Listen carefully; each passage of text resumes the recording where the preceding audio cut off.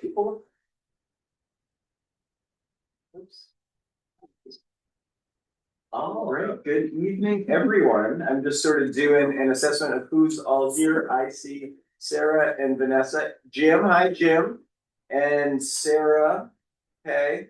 And here, maybe we just go around. Chief is here, Carolyn's here, I'm here, ATM Emerson is here, Mary Beth is here, Counselor Mike is here, Ben is here, and Aaron is here. And to your roll call, which is. Oh, and Ann just stepped up for just a second, so you could also do the who's not here, so Matt's not here. Okay, Nadia told me she wasn't able to make it, and Lori's not here. Okay. All right, folks, welcome. Thanks for joining us. Let's just go ahead and see if we can approve the minutes from our last meeting. All right, so motion to approve the minutes from the last meeting. All right, Ben is in a motion to approve the minutes from the last meeting. Is there a second? Second. Mary Beth is seconded. Is there any discussion regarding the minutes from March? All in favor of adopting the minutes from our March meeting? Any opposed? We have approved our March meeting minutes. Sarah, I'm sorry, Sarah, I wasn't paying attention up there. Oh, that's it. Good, all right, cool. All right, any quick updates? I know, Sarah, did you have an update for us? Sarah? Me, Sarah? Yes. Just the bike rodeo, we are confirmed for. That's what did I say to you, Brian? I think that's the May 17th. Is that right? Or no, what May? Sorry, I'm just looking at my email real quick. Saturday. Yeah, it's Saturday, the May 16th from 9 to 12 at the Brunswick Recreation Center. And so I'm happy to do that. I did it last year with Aaron for some of the time. But if anyone else would want to join me, that would be really helpful, especially I'm going to have my kids that weekend. So I'll bring them, but their, attention span is not, it'd be great to have some extra support. So, yeah, you can just send me an email and let me know if anyone is able to join for that. It was fun. It was just, we just sort of, talked to people, gave stuff out, and we can talk more about that closer to the time about what we want to be, what we want to have ready for that. But yeah, just wanted to mention that we're all set for that. So yeah, that's it. So at a similar capacity as you, Sarah, just half available, half watching a kid. Maybe if we could have another full person. Yeah. Replace halves. That'd be great. I have to check my calendar, but it's pretty. Well, I think they're fine. Yeah, they're fairly fun. You can put me down too. I'm just on call. Okay. I'm on call, so I might not be able to be there. You what? Just can't get this on. Well, maybe Jane could go get your clothes and bring them downstairs, and you can get dressed downstairs after she gets off the phone. Can you do that? Okay. Wait until after she's off the phone, and then you can ask her to go get.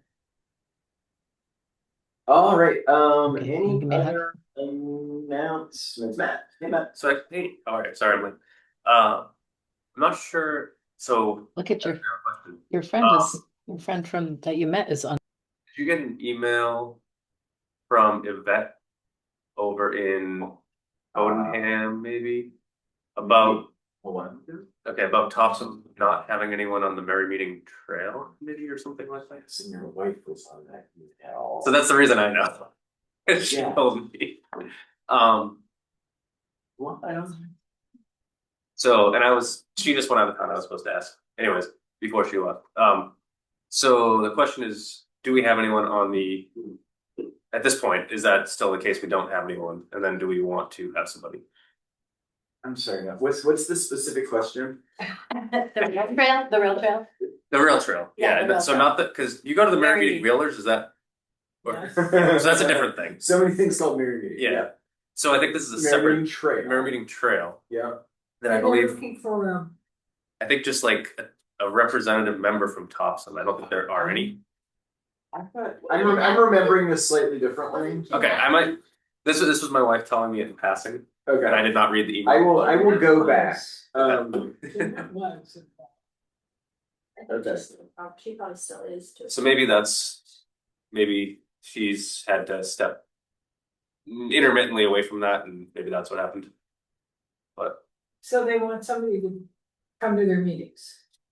Let me go back. I did receive a message Yeah. about this a while Yeah. ago. I didn't think it required a response. Maybe it did. But I can go back and clarify for everybody. So the content is about the Mary Maid Trail. yes, And Topsham having a role. yeah, I But think I'm not sure. Okay, I will go back and clarify what the ask was, or if there's an ask. Okay, thank you for that reminder. Any other updates or announcement?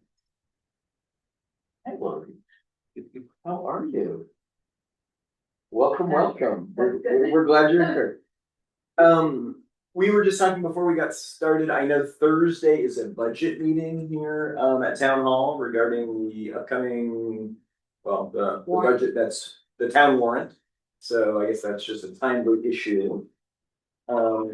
Any other things? I'm probably overdue for some kind of a update from DOT on the 196 widening, which I haven't done. So I don't know if you guys have gotten anything, or Tom just- heard from anything from The them. plan is the fall unless I've missed a meeting. Oh, they haven't really Yeah, been saying. just September-ish, I think they're gonna start. What was it, a year or 2 years? I feel they told us to get it done. Yeah. Yeah, I'll see if I can try to find something out, if that's still the case or if any changes.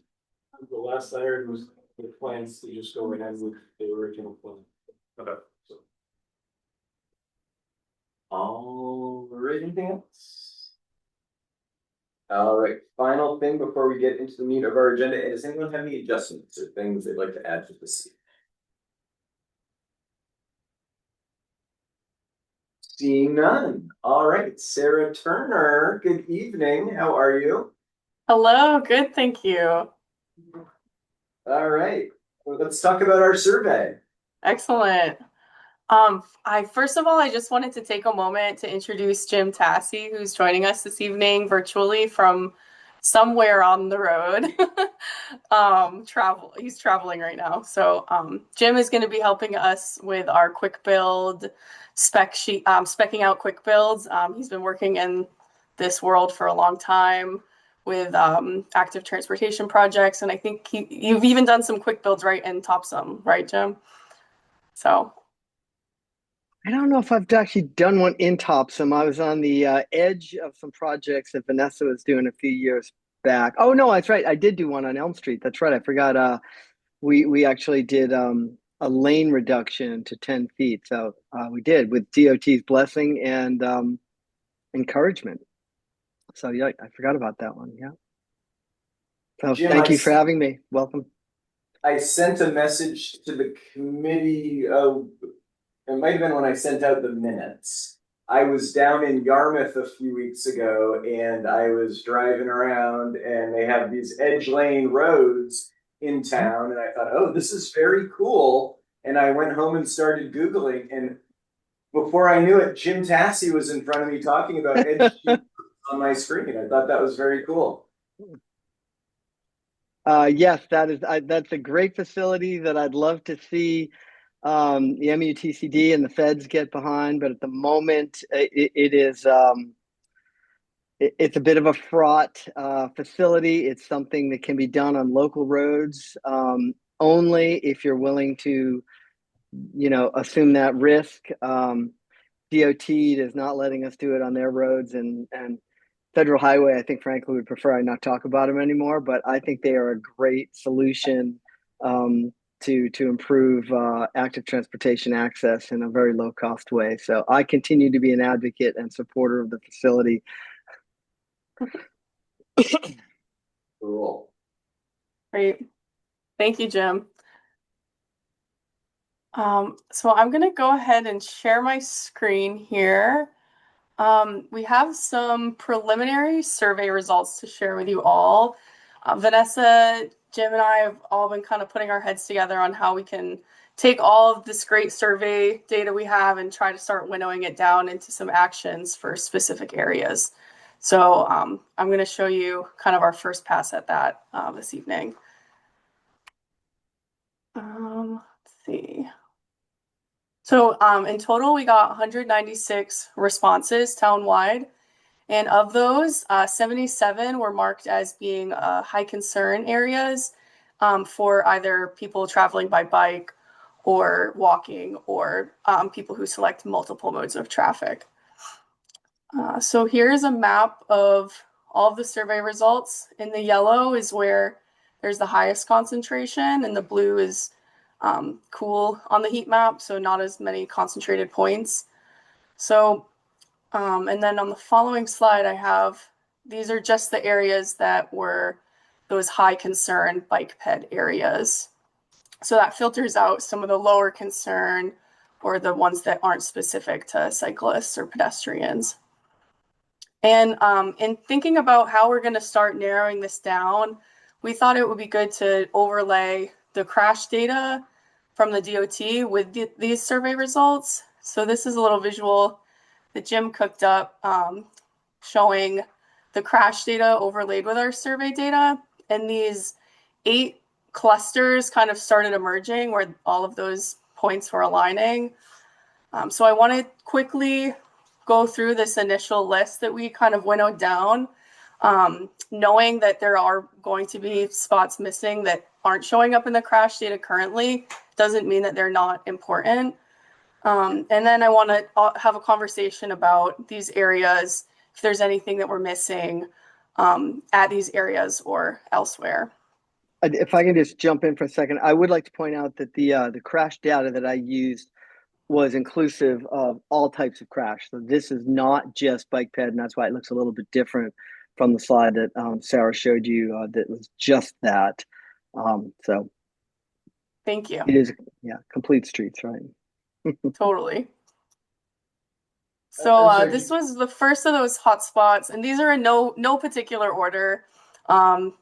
This is probably no surprise to you folks to see this one up here. There were 230 crashes, 4 survey responses here, and this is a 30 to 35 mile per hour posted speed limit between these 2 roads. And I think the reason why this is a big concern is because it's right near the school. It's an area where kids are trying to walk and bike to the mall or home, and it makes it just not a great idea. Vanessa, did you want to add something? Well, just a little bit maybe for context, because I've seen why you're going to cycle through a handful of intersections. For context, with all of the data sorting and sifting, one of the first passes in that correlation of survey responses and crash information, that's kind of spitting out a first pass of about 9 locations. They're getting high prioritized with survey response, and then they have the correlating crashes. So Sarah's going to walk through that first pass, right, of 9 that were, and that's not to say that ultimately the 8. plan won't have 20 or 30 locations. This is now just sort of like the top of the slice of the pie or cake or whatever. I must be hungry. I'm using sweet things as my metaphor, but it's what's at the top of the pile. Go ahead, Well, Sarah. and I'll just add one other bit of context about the location. So in that visual that I created, the unseen layer, because it's hard to make function in the visualization stuff I was using. If you look, you can just kind of see that the traces of a Strava heat map are behind. It's one of the layers I was working with. So all of these locations do correspond to places where people are riding bikes in Topsham already. There is research that shows Strava data correlates well where people ride, even if they don't use Strava. So I always kind of look at that, and that was the other piece I wanted to throw in there. So these are on known bicycle routes, and I have another layer for PEDs. We can show you that table so that you can see sort of the lesser, it's the more data-y side of it, which is sifting out all of these categories with the intersections or the segments. Yes, absolutely. let me pull that up. I have too many windows open here. So all of these locations that I'm going to run through, we've started kind of, can you guys see that screen that I just dragged over? Excellent. Yeah, it just, you may have to slide over to the, there you go. Yeah, Great. so these are the 8 locations, survey response level, number of crashes, traffic volume, speed limit.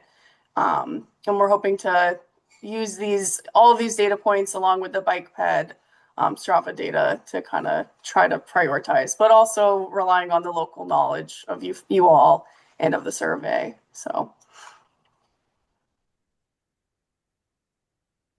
the next location, or I guess just to summarize, timing, speeding, light timing, speeding, possibly having like a 4-way crosswalk. Lots that we could do with this intersection. We could spend a lot of money here. I think we're maybe not convinced this would be a quick build, maybe more of a long-term project. So the next location is the intersection of Route 196 and Community Way or Village Drive. So this is the one where with the bypass being widened out, it's certainly going to be important to address having a crossing there, a safe crossing for pedestrians and cyclists. I think that was the main feedback we got at this location. This is the next hot spot, right on Bypass Drive and Middlesex Road, or really this whole length here of Middlesex Road between Forsyth and Tedford.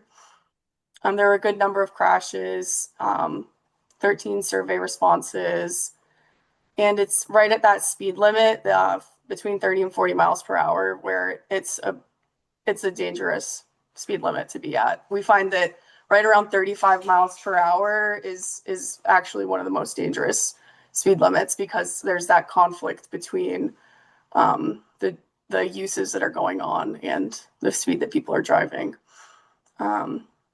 And people really tend to drive 45 if it's 35.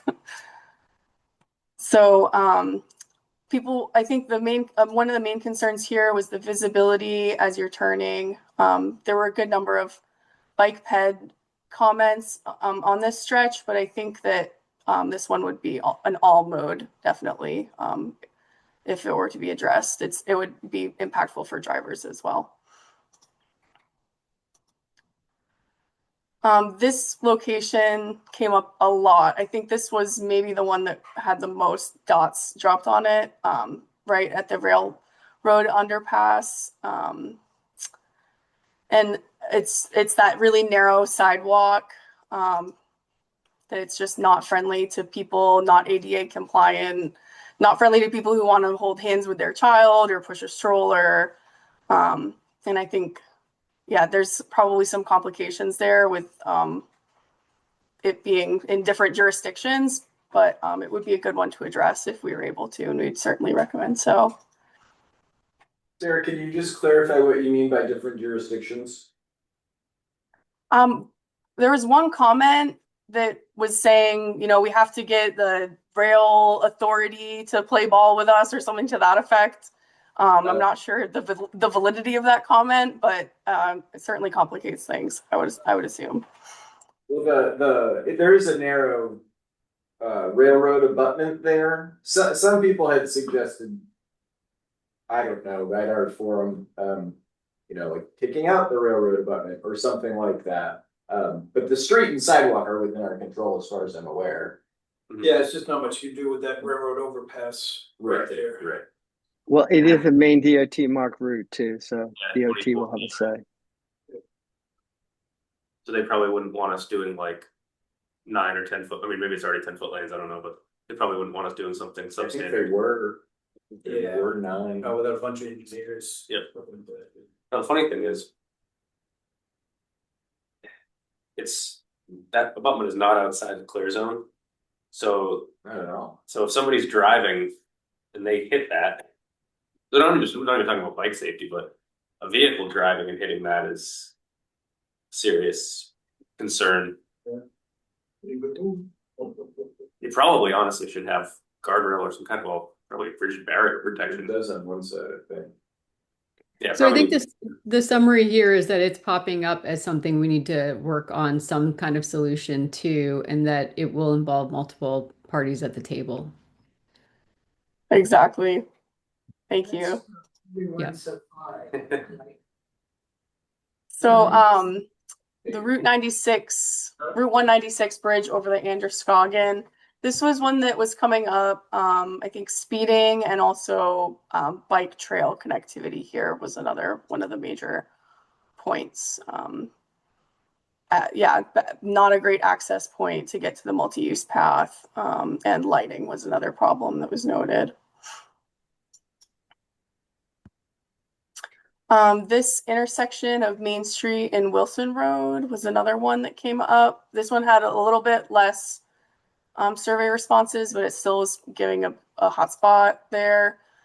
I think it's, yeah, just mainly bike pedestrian issues here, especially with the high snowbanks in the winter. Sorry, did someone have something to add? Oh, I'm just agreeing. Okay. That,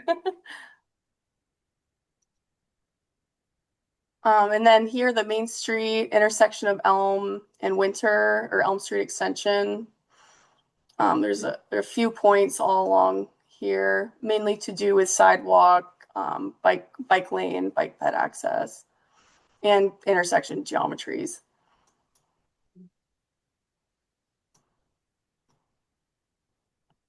And then the last spot is the intersection of Winter Street and Mill Road.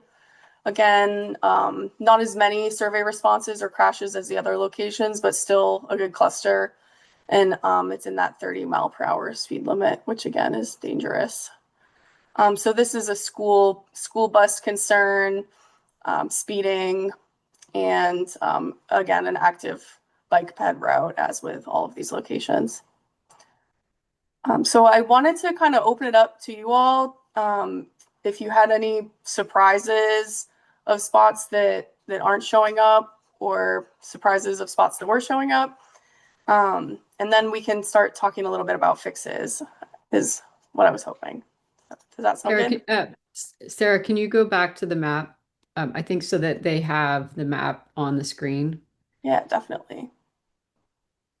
So I think that Sarah, that might be a way to frame the conversation. I'm sorry, can you tell us again what you just reviewed with us? How did that number bubble to the top? You might need to go back to the chart, Yes, here we the go. table. And Oh, the then, table? yeah, can you then pull up the table? Are those 2, 4, 5, 6, 7? Those are the 8 locations. Yes. So walk through the columns again, just so everyone understands how those 8 arrived. Yes, so these were locations where there was a cluster of a hotspot of survey respondents. There was also a cluster of crashes showing up in the DOT crash data from the past 10 years. And there was also a hotspot on the Strava data of where there was a lot of bike or pedestrian activity. So this is kind of our first, like Vanessa said, the top layer of the layer cake. And certainly there are areas that we've talked about that aren't on this list because they didn't show up in the DOT data. So that doesn't mean that they're not worthy of a quick build. We certainly want to prevent crashes from happening at some of those locations where there's probably near misses going on and dangerous drivers and dangerous situations still is happening. So we're just hoping that this would kind of be a conversation starter about those ones where everything's kind of aligning. It might be good first ones to attack. What was the feedback on like the head of Tide Park? I didn't see anything on that.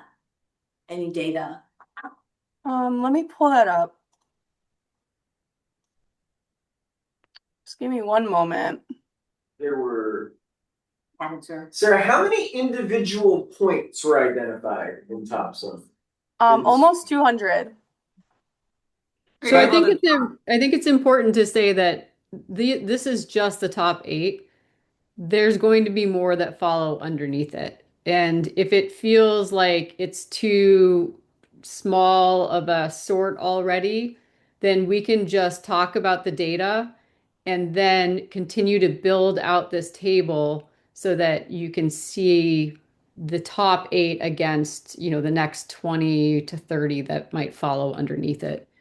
If that makes sense. I think what we were trying to do is we wanted to show you how we were sorting the data.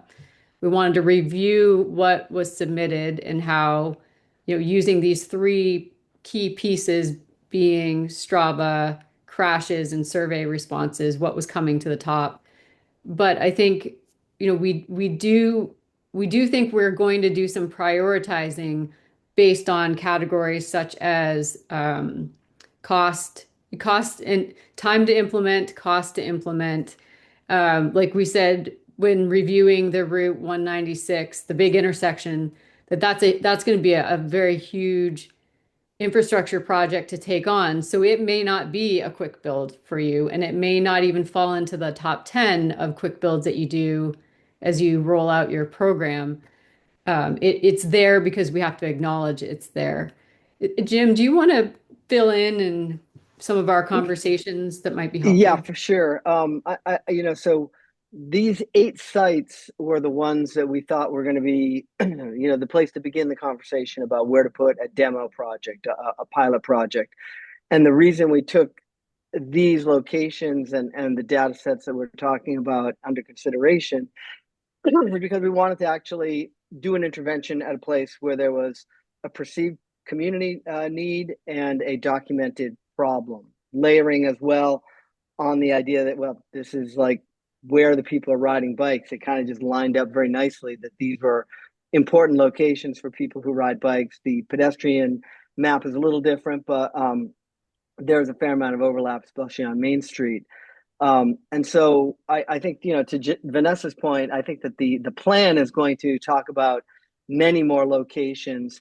These are the locations that we thought would be good ones to consider for a demo project, so we could see and explore a potential design that down the road could be hardscaped, and then you'd actually be really kind of engaging in a planning exercise that would test what you could do at some of these problem locations. I mean, it would be super easy to do a demo location at a low volume, low visibility location, but whether you're actually getting, a lot of decent measurable benefit, or kind of, the community recognition of what's going on, so that you build support for, more robust interventions down the road. So the idea was that these were the locations that on the first pass seemed to matter the most to the people at Topsham. It lined up well with crash data.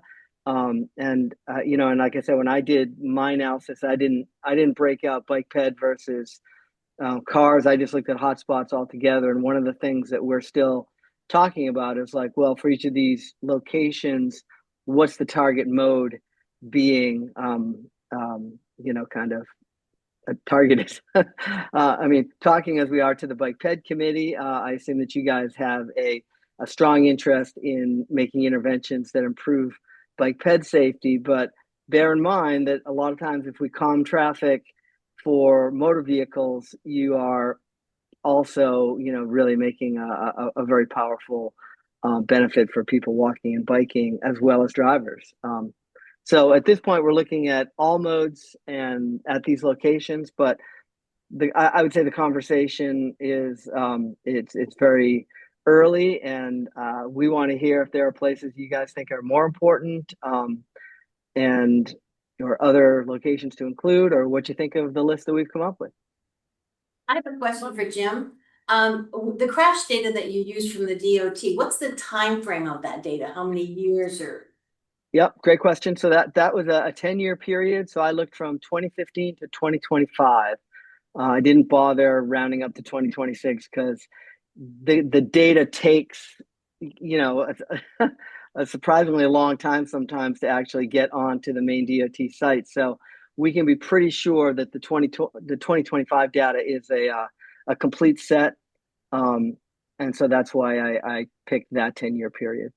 Thank you. But did you just use crash data? You weren't looking at the speed data that we. So no, we in and when Sarah showed you that chart again, one of the things we did is we also went to the DOT's public map viewer that provides speed limit information on each of every road in the state basically. But so we pulled out speed data, and so when Sarah's slide presentation referenced the speeds, those are the posted speeds. We do not have a ton of data yet on what the actual speeds are. I think it is probably a safe assumption that people are exceeding the posted speed limit in many cases, and that's something that we could, talk to the chief town's been about. giving us some of that data, so I think Okay. that might have been what the reference is. That there's been some. Yeah, so I have not zones yet. personally seen that data yet, but Yeah. one of the metrics that we'd probably be looking at for some of the demo projects would be, are we bringing speeds down to the posted speed limit? Yeah, because there's a list of streets where we show what the speed limit is versus max speeds recorded and things like that, that Chief has been gathering for us, and I think that could impact the list of potential projects that we wanna. Yeah, I think we'll run that as a filter against these as we continue to build out the list. Well, And one, you might be thinking, I mean, there are always going to be like outlier values where you have someone at like 3 a.m. who's doing 80 miles per hour and a 35-mile-per-hour. And I mean, I've seen that in a lot of different communities. What you really want to pay attention to is the average and the 85th percentile speed. So I saw in some of the comments that people were talking about, oh, we should try to lower the speed limit there. To do that, you have to go through Maine DOT, and what they really pay a lot of attention to is what the 85th percentile speed is. And that refers to the speed at which 85% of the drivers will go that speed or below. And so about 15% can be assumed to be regularly speeding any place. But so that is a really important data set. I haven't seen that yet, but we'll be talking about that for sure. I thought that rule law got changed with the DOT giving what speed limits are in town. It's still important. I mean, they're looking at other things as well. They're looking at context. They're doing a little bit more with the 50th percentile speed. But traffic engineers are a slow group to change the opinions of. And so the 85th percentile is still important. But yes, you're right. And there might be more wiggle room if you have speed values that are well above posted speeds to make the argument like, come on, let's lower the speed limit. But the DOT will be probably the second to tell you that just putting the sign up doesn't always have the desired effect. So sometimes we need to make changes in the geometry of the road, which is what the pilot program, the demo projects would be trying to test out a little bit. How can we change the geometry of a road to get those speeds down that would then support a reduction in the speed limit and make it stick, so the drivers actually are constrained by the design of the road to drive at appropriate speeds. One element that I just wanted to bring up is maybe picking or prioritizing road structures that are part of like a safe routes to school model. I think communities tend to rally around safe routes to school, and there could be more funding available to us if we picked something to demo and then later could get funding to do it through that program. So I'd like to see that somewhere in the ranking. Sarah, That's a great suggestion. Can you zoom in on that map a little bit more? Sure. Where do you want to head? I would like to, I gotta come out. Yeah, you could maybe back out a hair. So things are so little bit difficult to see. If I point, people in the room can see. I guess everybody can see my point, right? So let's see here. We've got, here's the river and the bridge. Am I right? Mm-hmm. Yeah. Okay. River and bridge. So we just crossed into Topsham, And the high school and the middle school are up here. So we've got this corridor, and the elementary schools are both, on either side of Main Street. And then we've got from the Topsham Fair Mall, which is like shopping, like back way into the shopping zone, over to our playing library and playing fields. Like that's sort of like the axis to me. If we can do something in like Main Street corridor and Elm Winter Street corridor, we're like checking lots of boxes in terms of places where younger and older folks tend to go. I think that would be great. And there are also places like Elm Street, happens to be my backyard, but it's at the top of our list in terms of places where people are exceeding the speed limit. So, I think if we do that, we catch lots of other sort of peripheral places get caught in that net, because so much of the movement in Topsham happens on those axes. Would you, I like where you're going with this. Would you take the Elm Street and like under the bridge and then hit Middlesex and kind of address that kind of end of things, the book ending, like Rusty's is over there, and it then addresses the problem of the ramps. Yeah. Yeah, I mean there's that, the Middlesex and Foreside diverge right near the spot you're describing. I mean you could capture that in like. I think one thing I'd be interested in is, so there's projects that are going to involve heavy DOT coordination, and then maybe some that won't involve as much heavy DOT coordination.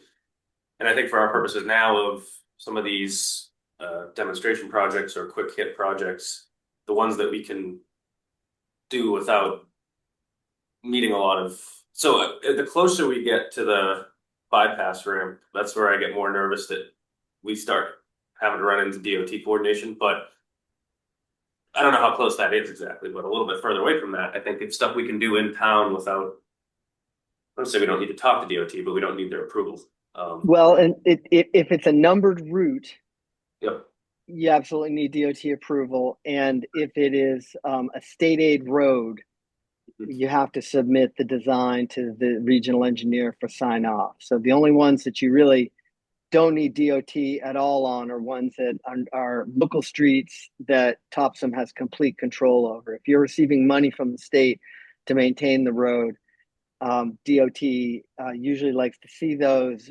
I have worked with some communities that just sort of, usually it's like Portland will sometimes just say, "No, we're just going to do it," and that would be a decision for you guys, your council, your town manager, and so forth, whether you want to do that unilaterally. But usually the process is that we come up with a design for an intervention.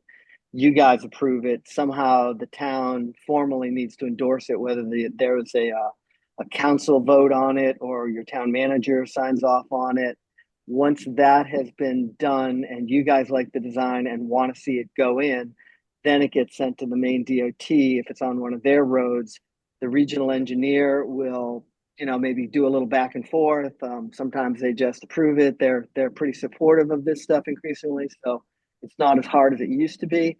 But definitely a bunch of the roads that we're looking at are going to involve DOT. In fact, all of them except for Winter Street, perhaps. I'm not sure if that's state aid road, but I'll check right now. So just a clarification on process for these demo projects. I'd love to hear if anyone else has response to Brian's suggestion about, so the filter of safe routes to school has been mentioned, the filter of DOT versus non, which I think speaks to the ease of doing the project. What do people think about this idea of you've got, because it does address safe routes to school, is like you have the Main Street spine, and then you have the Topsham Fair Mall, the Winter Street, Elm Street, that sort of other piece. Can you bring up the circle version again? This one? Yeah, they're all there. Yep. You capture a lot of circles, yeah. Yeah. So there's basically two that don't And one, one is Community Way, Village Drive, which with the bypass widening, it would be interesting to see how they're planning to address concerns there. So maybe there's a way to affect that conversation through that process. Yeah, one thought I have is, so I think somebody mentioned Cadence Road earlier. So I believe that is Susan Collins announced, I think there's 65 million in bridge project money and competitive grants, and that is one of, I think, 11 bridge replacements planned.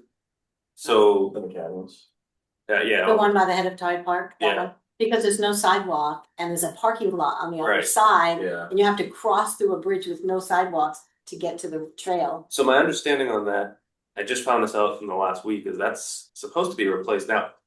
I don't know, the funding just got announced. I don't know if that's in the next 2 years, 5 years, 10 years. I have no idea. But so I think what I think is a list of locations, and that could be one of them, where it's like town should be talking to DOT about, hey, when that comes up, we think there should be a sidewalk there because you have a parking lot. The AADT is only 1,000. I think it's 970. So you might get some pushback on bike lanes, but maybe a sidewalk because, as you said, And it's worse in the wintertime when Yeah. there's snow piles and there's not even enough traffic for the cars, barely. So I think what I'm thinking is a list of locations where it's like future upgrades. We should coordinate with DOT, and at 196 Community Way, 201. Those are what I'm thinking. Where it's like they're bigger projects. We obviously can't do anything at Cadance ourselves that makes sense to put a sidewalk there. That requires the bridge project or a bigger project. So a list of those, and then maybe the smaller projects, not smaller in comparison, smaller projects. Are you wanting to filter out those ones that are bigger or filter in? I think have a separate list of those ones that we keep track of. Yeah, I think I know where you're going with this. It's that you've got a bucket. These are future upgrades. They're going to be part of a larger infrastructure project, like a significant one. And then there's going to be this other set that are very low impact, well, positive impact, but low cost, quick to build. It's Jim can bang out 4 of them in a day with a bunch of flex post delineers and volunteers. I just signed you up, Jim. What I hear you saying is that maybe we should be contacting like our representatives to keep a focus on our bridge to be done in an order, like before waiting until a decision's already made, see if we can't get their ear to have that be a priority. Right, and there should be, I understand the main DOT process, there should be a initial public meeting where, and again, like literally, I had not heard that bridge was being potentially replaced until like a week ago. So, I don't know the timeline, but I would have, so I think that initial public meeting, that would be like everyone here and the room and everyone in the community that is interested in that location should, say, hey, we really need a sidewalk here. Well, and getting it into this plan, and perhaps not knowing exactly what the time frame of the project you're discussing is, getting a resolution from the town to the Maine DOT, starting to make that case sooner rather than later is good, because they can be finicky about how wide they want their bridge decks to be. And we had a significant battle in Yarmouth, actually, making sure they put a multi-use trail along the edge of a bridge. So it's not too early, and sometimes when they get to the public meeting, it's hard to say if they're doing a lot of stuff with virtual public meetings. That's just basically a website and you watch presentation. And if it's in person, sometimes they've already got some preliminary designs in place, and that's almost that's almost late. You can't get in early enough if you guys have a want like that. Yeah, that's a good point. I'm curious. I think it was you, Jim, that told me to put the suggestion onto the DOT's inquiry page on the website because it goes straight to the commissioner. Is it you that told me that? Well, somebody told me recently and it works. Does the commissioner still live in Topsham? Didn't he live in Topsham? I don't think he's a commissioner anymore, but But I was told quite recently that if you put something in on the DOT's webpage as a public comment, it goes to the commissioner's office. So there you go. But it is a good point because I know that they do their work plans and funding like 3 years at a time, 3 years out, I think. So, um, that bridge, I don't know if it's like going to be 100-foot bridge or is a 100-foot bridge, maybe not even like 70 foot. A sidewalk may not be crazy to do, but if it's an extra, a couple 100,000 or something, I don't know, then planning that out over a few years is going to be easier for the DOT than trying to do that, After the plans are made. after they've already had the public meeting and are like, "Hey, what? People want a sidewalk?" So They are very reluctant to make changes once they've invested that amount of effort. So that's why it's good to get the desire documented ASAP. And as much as you're able to, you guys being an official town committee, see if you can get the town to issue a letter, a resolution from the town of Topsham saying, we understand this project is happening. We have concerns about active transportation safety. We're looking down the future, even if it doesn't have connecting infrastructure to it at this moment in time. Who's to say what's going to happen in 20, 25 years? The bridge is going to last for 100 years. So this is it's a once in a generation chance. I can move forward on that. Both Mike and I are on the select board here in Topsom, so we can move on that. Are there any other locations that you want to look at right now? And I think Sarah's going to give the committee access to the web, like this, so you can also do some exploring as we continue to build out the list. I think you've given us some good feedback, and I'd like to capture a little bit more if we could.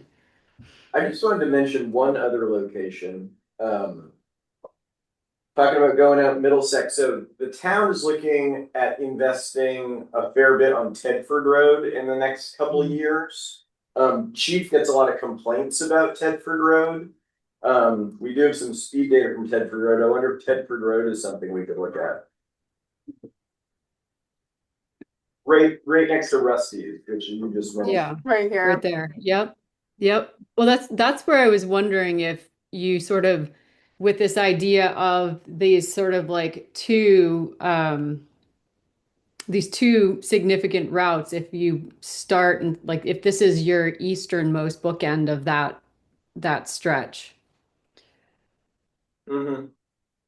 Sarah and Vanessa, I guess I have a quick question for you. Mhm. Time isn't necessarily on our side because I believe we only have your services until August, September-ish. So how long does it take to plan a project once we pick one? So we just are paying attention to time. So I think go ahead, Jim. I was going to say it's pretty fast. I mean, once you guys land on where you want to do stuff, we can start coming up with designs. It's getting the approvals in place. I mean, if we were to nail down locations by the end of April, and you could get the select board to approve, a number of them, then those could be sent to the Maine DOT, and you could probably have installation, within that time frame. And it might be, we'd have to discuss, what happens at the end of it if the demo project runs beyond the scope of this contract. I mean, I do recommend that if you're going to put it in, collect data for, as long as you can. I like to leave stuff in until November if it's possible. But it once we arrive at locations, the process can move pretty quickly. All right, so I'm just thinking because realistically, the town's pretty straight out with budget this month being April. So, I mean, realistically, I think the group, because we only meet once a month, we're probably looking at May before we come up with something at least, right? So, well, I think my suggestion would be that we insert in an extra meeting so that we're not waiting a whole month to come back to get final decision on intersections. I think because we're going to do a small handful of them, I think with the guidance you provided, we could step away, do some more work, and bring back a suggestion of the three, and then give you some backups and tell you sort of like why we think those three are the doable ones. If that sounds good to you. And then in the meantime, if you want to be looking at the survey results independently, you'll be able to see and kind of explore that a little bit more before we come back together. All right, thank you. Can And I I would ask- chat. I would just add, say, in addition, when that list of locations Vanessa comes back with, we might be able to even have some, conceptual Concept. designs that we Yeah. can present to you guys just to expedite things as quickly as possible, because Yeah. these aren't Some of hugely them are not complicated for the most complicated. part. Right. Like the one you just showed us at Tedford, Jim probably started sketching that in his mind. I mean, I was. Yeah. So some of them are just very easy to do. They're easy to do physically. They're sometimes challenging to, that's where you guys come in, getting the town to support the ideas. Tedford Road's already being engineered. They're putting a sidewalk down the side and widening it. It's within our space we can do, so there's not much more we can do for that. But the being engineer right now, put a sidewalk down the side of Tedford Road, widen the road as much as possible. And that's it. We can't put any bike lanes because it's not, the width ain't there. And that's a perfect candidate for edge lane. it seems like that is a perfect candidate for edge lane roads. Mhm. I would love to have that conversation. I'd love to hear what you have to say about that, Jim. I don't know if we'll have that now or in the future. Well, the engineers are being hired now, so if you want something to add to that, you better do it quickly. But Well, I'm curious Uh, what they're doing with the intersection with the road, because when I see that, I think swoopy fast movements. Where the intersection comes in. Yep, that. So that was the question I was gonna ask, is Mhm. about like the scope of the intervention that we're doing. So we identified intersections primarily. Not that was really necessarily. only right. That Yeah. was where I was just looking at it in terms of what the heat map said, but on Middlesex Road, that was already blossoming into a corridor, really almost from the railroad bridge all the way to Tedford Road, and certainly, Tedford Road would be a candidate if there are roads that are particular points of heartburn for the chief with respect to speeding enforcement. I mean, I've got treatments that we could do for an entire corridor that range from simple and cheap to a little less simple and cheap. But so it's really something that we need to kind of look at some more data points for. But the intersection that's depicted here, one of the things, and I'm sure Vanessa's thinking the exact same thing, would be to like tighten up the geometry Sarah, can you spin it? on Yeah. so that the people are forced to make slower, more deliberate turning movements. We might have to double check and see what kind of heavy truck volumes you've got on some of these roads to make sure that we're not conflicting with that too much. I do have techniques that permit mountable, like almost like a truck apron for a curb extension. So we'd tighten up the geometry, we'd slow down passenger vehicles. Right, and it'd be more like the that side of it. We might do something to kind of square that off exactly, just what the arrow's showing. And down at Bypass Road, same thing. Bypass Road is hits it more to 90, so the geometry is even bigger. So if you pan the drag the image to the left a little bit. Trying my hand at annotating. We'll see if I I can see get it. out No, of this I- menu. Yeah, that was good, Sarah. Further down this way. Yeah, Yeah, and right maybe we'll there, drop right there, on not there. too far. Well, Whoops. there too. Oh, bypass, yes. The intersection onto Forsyth is pretty big, but look how long that stop bar is. That stop bar is 50 feet long. Yeah, it's crazy. Yeah, it's crazy. Yeah. So So that's a scary spot. People even go into the shoulder, and the one's that wide. Ben had a comment. There you go, Sarah. Good say job. that I guess in my opinion, for identifying 3 or 4 places, we really don't have to look much farther than pretty close to the 3 biggest circles. You know, we might be getting hung up on like thinking about everything that we want to have into the plan. So Mhm. Tedford Road, I think it's great to be talking about it, but it wasn't one of those. So, you know, just in the interest of the timeline that it sounds like we're on, might be definitely want that to be in the plan, but I was just thinking that, you know, sort of between the bypass road, anywhere down Middlesex and Elm Street, right, is gonna like hit the Williams Cone School, right, and the rec fields with one spot, and something on Main Street, right, whether it could be like near Wilson Street where Woodside School is, or up on the way to the middle school and the high school, right, would be hitting our other schools off of Main Street. And what's interesting too is, though we may be limited in what we can do for the Highlands, yeah, sorry, I had a brain cramp there. On the community way side, there were some concerns along Elm Street, that end of the access into the Highlands. So there's stuff we can do there that actually helps that group, that community as well. Because they had some concerns getting in and out. Is it Frost Lane and somewhere? Yeah, somewhere down there. They had some concerns as well. So I like the idea because it's helping the fields, the schools. It is actually helping the Highlands too, in that sense, at least the southern end of it. I mean, at this moment right now, DOT, the engineer that met with us told us they're just gonna put a crosswalk there and they're gonna put a new smart light. So that if you're, let's say, leaving the Highlands and you wanna walk across over towards the Midcoast Hospital Park, it'll judge traffic and you might have to wait longer. Or if it's light traffic, it'll let you go, but it's right now their intent is only a crosswalk there. There's no tunnels. Really better than that. Yeah. Well, it's already on their radar, which. Yeah. It won't be a little man, it'll be a little guy running. It's a run walk. Yeah. They have to be real careful with the timing of those lights though, because all of these lights are all tied together. 6 are all Wait. interconnected.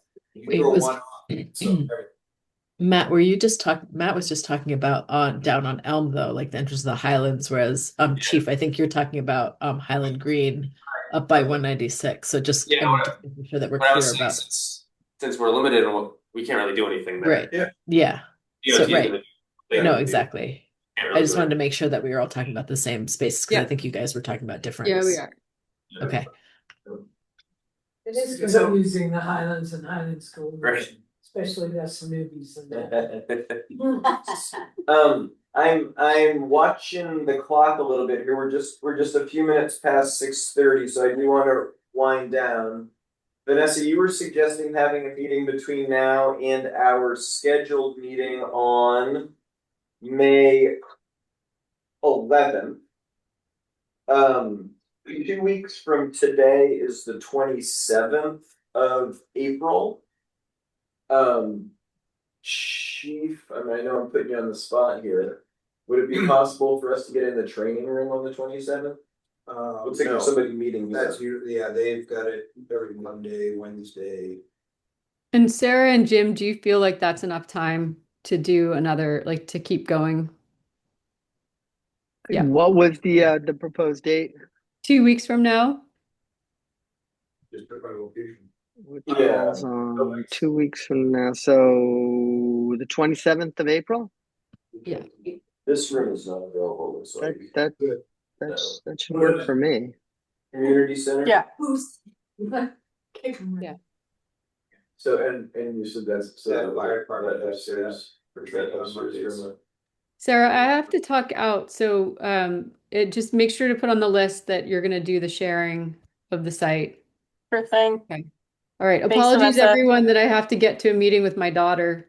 Mhm. It's good to see everyone and I'll see you in 2 weeks. Thank you, Vanessa. Thank you. And is the library an option for a meeting if we had to? Well, we have to- Yeah. We'd have to check their calendar, but if it's not on their calendar, then it's available. Or 14 Tuesday. Good, Folks, I think as you guys are working out the details, I think I'm going to bow out too. And that date works fine for me. I don't think we can do the 27th. I'll keep you posted on the date, James. I've got pretty good flexibility throughout the end of April. So Sarah, just let me know what comes up and we can go back and forth. But I've got, Great. you know, I'm making the meeting from Virginia, man. I can do anything. Power of the internet. Right. Thanks so much for joining. Thank you very much, everyone. Have a good night. Thanks. Thank you, Jim. Sarah, maybe Do they meet in the fall? I don't know, a lot of times. since Vanessa and Jim had to drop, Yeah. one thing maybe Yeah. you could- I don't know that there's anything that really can be done at the railroad bridge underpass, but Okay. certainly if there is anything that can be done, I know that would be Yeah. yeah. Well, you get somebody in the community up to the Mermaid Trail, right? But my understanding is that turning that trail, that railroad down, Right, and Brunswick is, I heard, is also complaining that you can't take that bridge down, they want to make the trail. right. But my thought is they're putting money in to fix the trail, is take that down for that grade crossing and one road. But that's part of the Mermaid Trail relocation. Right. But if you want to do that, it's time to talk about that now. So keep that person on the Mermaid Trail Right. committee on that. Put somebody on. So maybe that's I guess if there's any short-term things that can be done there, which I'm convinced there's probably not. But if there are, you guys think of, obviously that would be great. But yeah, I think in the meantime, we just keep plugging along at Merivine Trail group. I'm gonna have to say goodnight too. One thing I just Matt, what you just said, I was like throughout the meeting thinking like, I don't know if like signage or some sort of just like, because that was like the top, hotspot, it seems like maybe that would be like as like an act from the bike ped committee, like a really positive move in the eyes of like the community that participated in the survey and just in general, like it's obviously affecting a lot of people and their feelings of safety. So if I don't know if there's like anything, even if it's just a matter of like, room for, the reminder of like how much space bicycles are supposed to be given or something like that. I don't know. But signage or a gateway treatment something of some kind. Yeah. Anything at all. But okay, but I'm gonna go, but I'll see you guys at the next meeting. Thank you so much. Sarah. Take care. I'm sorry, I've just surveyed the folks here at this point and Sarah Turner. So it's a little bit unclear whether this room may be available on the 27th. Are you folks available for a meeting on April 27th, 2 weeks from today? Yes. Seeing heads go up and down. Okay. So Jeff is gonna check into that tomorrow and see what the confusion is and let us know. So can we tentatively schedule a meeting for the 27th? At this time, I'm gonna ask a second question. If that turns out to not be available, is there another day that week that people would prefer? I'm gonna suggest Wednesday. Is that a day that people could do? Sure. I just can't do Thursday, Friday that week. Yeah, Tuesday, Thursday are best good for me. Wednesday, the 29th is a backup. It's pretty open. It's open on the town calendar and it's open on my calendar, so. Yeah, Wednesday's good. Okay, Sarah Turner, is that okay with you? Monday? Yes, absolutely. I'll put both on my calendar. Okay, cool, and Jeff's gonna confirm with us tomorrow. Great. Wonderful. Does anybody have anything else before we wrap up and adjourn? One quick thought just on the railroad underpass. I don't know if there's even like narrow bridge crossing ahead or something like that. A simple sign like that. Yeah, There's stuff that can be done there. I've looked at that a lot. Yeah. So, anyways, yeah. Put in a stop sign. It's a tricky one, but It Yeah, could be one, important. it could be one way. You know what I like is Well, you could one of those alternating sign directions. one way going, Yeah. so, or even one of those red lights that, The camera, I mean, the green light, red, yeah, the temporary traffic signal. you know, when there's a. Shut up. I don't think we're getting come back. They're the professionals. I don't know what happened. I don't think we're getting that installed. I think there's solutions. There's something you could get. Okay, anyway, okay. Just like Malachi, there's solutions. Would someone like to make a motion to head out? That's made a motion. Is there a second? Ben has made a second. All in favor of going home? Yeah. All right, thanks everybody.